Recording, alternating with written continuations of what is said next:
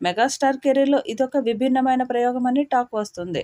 ఈ సినిమాకు సంబంధించిన షూటింగ్ దాదాపుగా పూర్తి కావడంతో అభిమానులు థియేటర్‌లో చూడాలనే ఆతృతతో ఉన్నారు. అయితే విడుదలైన గ్లింప్స్ సినిమాపై కాస్త నెగెటివ్ టాక్ వచ్చింది. దీంతో గ్రాఫిక్స్ విషయంలో జాగ్రత్తలు తీసుకుంటున్నట్లు తెలుస్తుంది. ఈ సినిమాలో చిరంజీవి లుక్ పూర్తి భిన్నంగా ఉండబోతుందని talk. Visual effects, high level action సీక్వెన్స్‌తో సినిమా గ్రాండ్‌గా ఉండేలా ప్లాన్ చేస్తున్నారు. ప్రస్తుతం చిత్ర బృందం క్లైమాక్స్ పార్ట్‌తో పాటు కీలకమైన సన్నివేశాలను పూర్తి చేసేసింది. ఇప్పటి వరకు సినిమాకు సంబంధించి 95% షూటింగ్ పూర్తయింది. విశ్వంబర పోస్ట్ ప్రొడక్షన్ పనులు వేగంగా సాగుతున్నాయి.